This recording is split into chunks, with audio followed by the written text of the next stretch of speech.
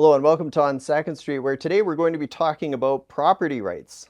Is the land that you own under threat? Could it be under threat? We're going to talk about two interesting issues that have developed in the last couple of years that involve land that people own and how that might actually end up being taken from them. Joining us from Ontario is the Member of Parliament for Lanark Frontenac, Scott Reid. He's going to chat with us about the Alto high-speed rail project. Thank you, Scott, for taking a few minutes to talk to us today. I wonder if you could maybe give us a little bit of an overview of what this project is all about. I'm sure most Canadians have heard about it, but if you're not living in that corridor where this is going to be built, you might not be paying very close attention to it. So if you wouldn't mind, could you just tell us a little bit conceptually about what the government's trying to achieve? Well, first of all, thank you for having me on the show, Colin. Um, Alto is a high-speed rail project similar to the famous high-speed rail lines we're familiar with from China, Japan, although the closest model is actually the TGV, or Très Grande Vitesse in France. Um, and it is, when completed, it would link Quebec City, Trois-Rivières, Montreal, Laval, Ottawa, Peterborough, potentially Kingston, and Toronto. And it would do so at a cost of, they say, somewhere between 60 and $90 billion, which is a lot of money. That's the high estimate. There would be $9,000 for every Canadian family of four across the country. But folks across the country are not the ones who are upset about this. It's the people who are on the route, because a high speed rail is not like a regular train. You can't have level crossings. You can't have um, uh, any of the mitigations that make it easy to have a normal train line. It is like putting in a new 4-lane highway. It will roar through the countryside and cut off side roads. There'll be some overpasses, but an overpass costs $25 million to make, more or less, in a rural area. So there'll be very few of those, Mhm. and it will cut communities. Anybody who's on the route of the train is going to find their property, at least part of their property, expropriated, perhaps all of it. And Based on some estimates I've seen done out of Quebec, which I've extrapolated into Ontario, we're looking at potentially 5,000 or perhaps even more properties, many of them farms, but others just houses, camping properties, and so on, uh, expropriated either in whole or in part by the government. So let's jump into the property rights angle here. As far as I understand it, the government's still figuring out the exact route that they want for this thing. But Right. is there any land involved where, say, the government already has it or it's been set aside for, such a line or some kind of public usage, and that's going to be used versus, say, just having to go in and start expropriating, taking land from people that own it right now? What kind of a breakdown is there that you're aware of? In terms of the percentage of the land, it's hard to tell, and a lot would depend on where the route goes. West of Ottawa, there's a proposed northern route and a southern route. They're looking at both. They have a series of considerations based on the directness of the line, but also the geology. It's more expensive to build in some places than others. A lot of the land is just, especially if the northern route is unoccupied crown land. It's owned by the province of Ontario and on the Quebec side of the border by the government of Quebec. That is less of an issue than a lot less of an issue than the private land. But you are talking Yeah. about going through a significant amount of farmland. They wouldn't go right to the middle of towns, but they would be going through some populated areas, and would they would just have to move people out of the way. I mean, we have laws that allow us to do that. The Expropriation Act uh, Hmm. ensures that if the government wants to take your land, they have to pay reasonable compensation for it. They have to ensure that you are compensated for the loss of value of part of the land. There's a whole series of very reasonable requirements. But the Hmm. Expropriation Act was amended in the budget to allow the Alto line to go forward with special expedited rules. Those are designed to allow the government to move more quickly. They say that will help keep their costs down. It will also mean that property owners have fewer abilities to exercise their rights, and in practice will probably get significantly less compensation for their land than would have been the case if these rules were not put in place. Okay. When we come back, I want to jump more into the process behind how the government somehow can take your land and how they figure out what exactly you're going to get in return for it. We'll be back in just a moment with more on this topic.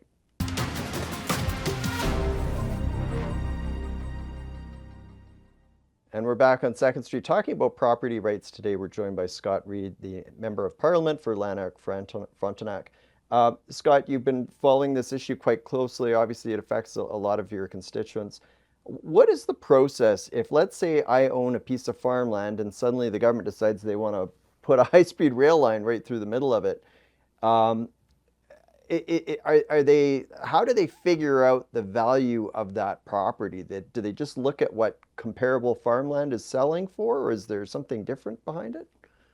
Some version of that. When expropriation occurs, the assumption is that you have a right to be compensated for the value of your land as it would have been if Yeah. there wasn't a high-speed rail passing through it, which obviously inflates its de facto value. So that's not an unreasonable number. But before they get to that level, we just take a step back. For what's going to happen first is they will Hmm. say, we think the route is going down here. We think we might expropriate your property, or perhaps the person next to you, or perhaps the person next to them. So we're going to put a freeze on your development of your land while we figure out which one we want. So the initial thing that will happen is that people will lose the right to develop their property. That's being done to keep the value of the property down so that the government will have to pay less, and they can hold it and freeze it for several years. Technically, there's compensation that's available afterwards if they don't use your land, but I think it'll be very hard to access. Then, if they decide they do want your land, they put a right of first refusal on it. No, you can't sell to anybody else without them having the right to purchase that land. That further depreciates its value. And finally, they have the right to say, rather than negotiating with you over how much it ought to be, which is the normal process, where you explain what the concerns are and why it has a greater value, and they go back and forth as occurs in any normal negotiation. That's all swept aside, and they say an assessor has said your property is worth this. You have to take it. If you don't like it, you can go to court and appeal it and fight it out. But in practice, Right. fighting with the government is something that's way beyond the means of small property owners. So the temptation for Alto to systematically underprice and it will be very strong. If you go to court, sure, you might win, but you've got enormous court costs. You might not win, and if the court rules under Ontario law, that's how it works. The court rules that the government underpriced it, but they underpriced it by less than a 20% margin. You don't get your legal expenses back, which could be more than the amount you're fighting over. Wow. So, will the temptation be there to underprice? I think it'll be very, very strong for Alto to do that. 20% is a significant amount. If you're talking about, say, like $1 million worth of farmland or something like that, I mean, that's a couple hundred Yeah. thousand dollars to be off. What is your party's position on this then? Are you supportive of the project, completely opposed? Do you think they're doing it the wrong way? Could you maybe tell us what your thoughts are on how this should or should not proceed? Well, I mean, I'm opposed because my constituents all think it's a terrible idea to have their communities divided up for a rail line that won't service them. But Hmm. the party's position is a little different. We're opposed to Alto because it is an insane waste of taxpayers' money. And if you were to ask me where I think this project will go, my belief is that it is so mind-blowingly expensive. $90 billion is larger than our national annual deficit. It would add, on its own, this one project would add 7% to our total national debt load, which we can't sustain. So my belief is what will happen Yeah. is what has happened to many utopian federal mega projects in the past. It'll be started, and once the costs start to spin out of control, it'll be shut down. But that may not happen until the Hmm. expropriations have already occurred. That is what happened with Mirabel Airport, which was to be a vast airport. In the end, it was scaled down, but not until many hundreds of properties have been expropriated. That's what happened with Pickering Airport, where the expropriations occurred and the whole airport was shut down before it even started. It's what happened with the plans for LeBreton Flats, it's west of Parliament Hill, where in the 1960s they were going to put national defense headquarters in. A whole neighborhood was expropriated and leveled, and then it turned out they had the wrong geology, and that piece of land has been sitting empty ever since. There is a long history in Canada of federal government projects that sounded great when they hadn't been thought through, and where billions were wasted Yeah.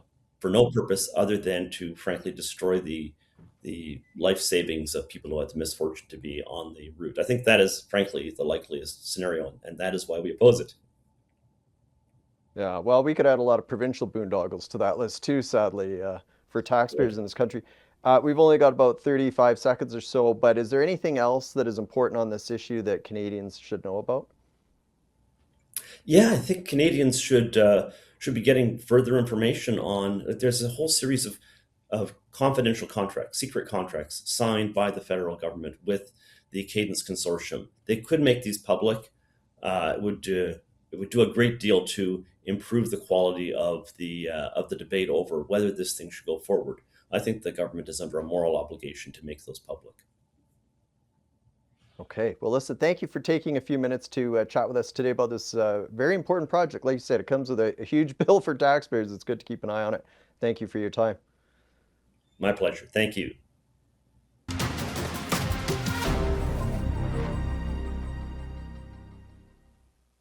And we're back on 2nd Street talking about a different issue related to property rights. Mark Milke, who's the president of the Aristotle Foundation, joins us to talk about the Cowichan decision and what's happening in British Columbia with property rights. It's been about a year now since the courts came down with that decision, which seemed to basically throw a monkey wrench into the understanding of property rights and how they work in the province. Mark, could you maybe just give us a little bit of an overview of what happened involving that decision for those who maybe aren't following it too closely?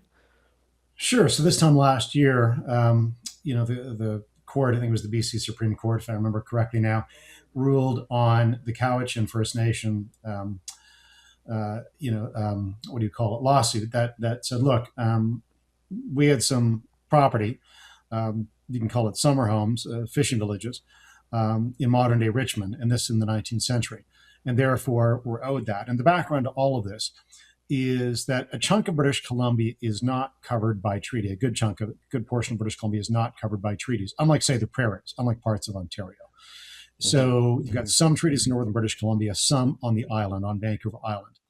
But the Cowichan First Nation said, look, so this has been going back 30 years. The Delgamuukw decision in 1997 basically said, look, the previous understanding that Aboriginal title was extinguished during the colonial period is incorrect. We believe, the Supreme Court ruled in 1997, that you need to negotiate, you being the provincial government, the federal government, with First Nations in BC that are not covered by treaty.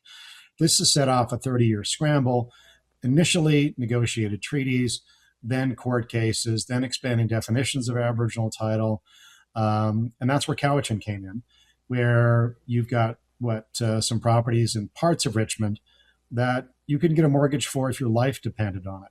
And there were 2 million fee simple titles in British Columbia. And the question is, all right, if you're not covered by a treaty and it's claimed by a First Nation or multiple First Nations, how's this going to work? And the answer so far is not very well. Yeah. So what you've got the courts basically coming in, as far as I understand it, and saying that, this particular Aboriginal group now has title to this land in Richmond, and you got lots of businesses and homeowners that are affected by it because they're saying, wait a second, I thought I owned this land. What strikes me, Mark, is that when you purchase and sell land in most provinces, including British Columbia, you have these land transfer taxes that you have to pay where you're giving the government money. And they're saying, we're going to keep this record in our special database showing that you own this land. And now it's basically the government through the courts saying, well, we were wrong. You don't actually own this land. It's Aboriginal title. Is there any sign that the government's going to be accountable for any of this? Well, part of the problem is the expanded definition of Section 35 and Aboriginal rights and what they mean in conjunction with the lack of treaties in British Columbia. So the claim is that, okay, you may own your land in some fashion, but who actually, who holds it for you? You can put it that way. Or, is it the provincial government, the federal government, or is it you? In essence, I think part of the argument from the other side, if I can put it this way, is that, oh, look, we as the Cowichan First Nation, some other First Nation, we're not saying you can't stay there. We're not saying you can't own it, but we're going to tax you maybe in the future instead of the provincial government, or we'll be in there. Right. There's some notion now in British Columbia, we will co-manage, co-govern British Columbia's First Nations. So if you thought the federal government and provincial government and a city government were not enough in terms of who you have to talk to or report to, wait until you have, another First Nations government in the mix. But the problem is it throws property rights into disarray. Ultimately, some First Nation really has the underlying title, and you're, as is the language is these days, a settler, and you really don't own it. And there's never really been a deal between the government of between Canada and the First Nations of BC not covered by treaties. Literally, some of them are claiming kind of sovereign quasi-sovereign status. And so it's like, okay, Yeah. maybe I could have fee simple, but then it's ultimately it traces back to the Cowichan First Nation. Well, how's that going to work if a bank in Toronto wants to give you a mortgage? They won't, and that's the fear here. And it's chasing away investment. It already has, and that's been the story of the past year. People go, this is kind of loopy. We get the concerns over the lack of treaties, except as we've pointed out in the past year, by the way, Colin, we've done some analysis. I mean, let's pull back to the big picture. The big picture in the rest of Canada and in British Columbia is, are we engaged in a process of reconciliation? And in our next segment, which I know we're going to go into in a little bit here, Colin, I can explain why I think that's a faulty way. The reconciliation arguments being advanced are the wrong way to look at this issue in British Columbia or across Canada. Yeah, we do have to take a commercial break. We'll be back in just a moment, including we're going to talk about whether people in the rest of the country should be concerned about this. We'll be back in just a moment.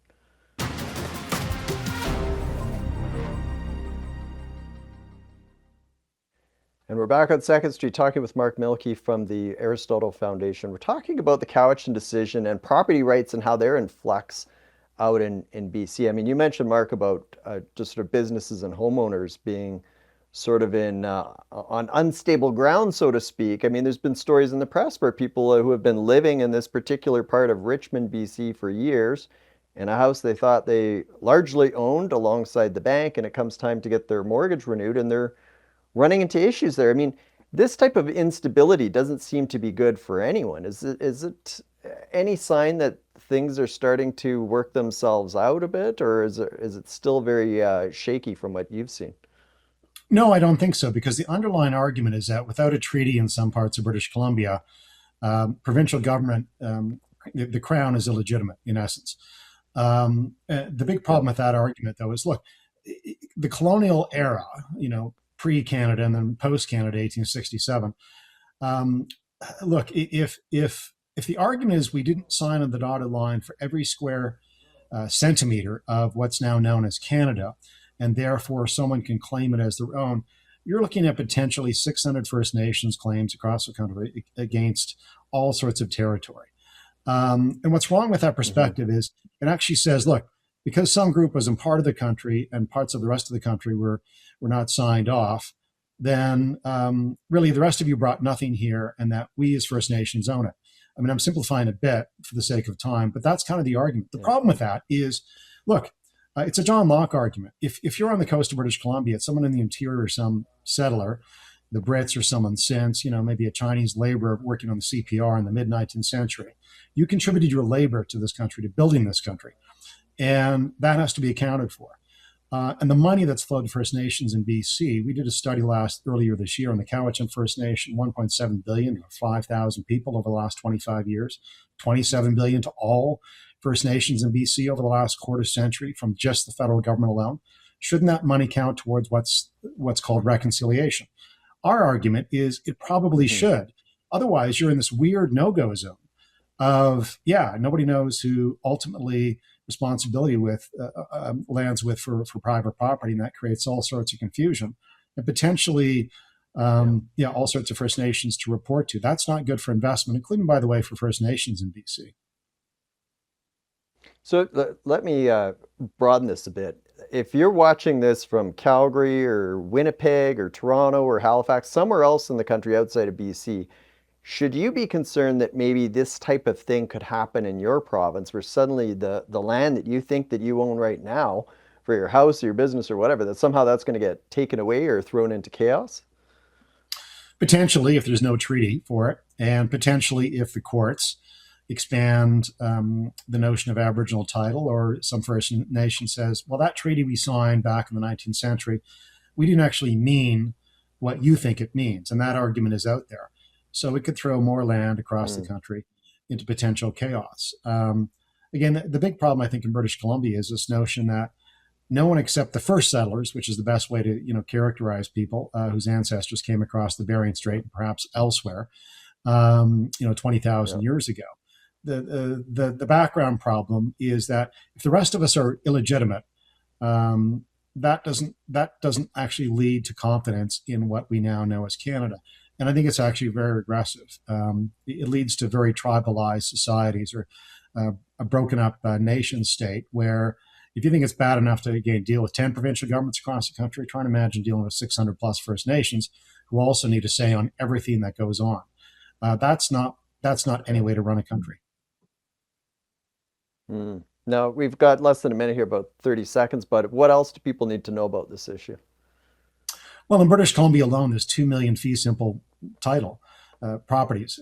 So that kind of private property is not necessarily guaranteed. You don't necessarily know if you can go get a mortgage in 3 or 5 years when you need to renew, given the uncertainty that's flowed from the court ruling, plus the UNDRIP, United Nations Declaration on the Rights of Indigenous People, which is behind it all. So there's a number of things that have fed into this uncertainty. And the courts, to be fair, or to be blunt, and the politicians have not done a lot in the past year to clear it up. Okay. Well, listen, thank you as always for your time. Appreciate it. Thank you, Colin. Well, we've certainly got some interesting developments in this country when it comes to property rights or the lack thereof. As always, we'd love to get your thoughts on this topic. You can send us an email at ideas@thenewsforum.ca. And as always, thanks for watching.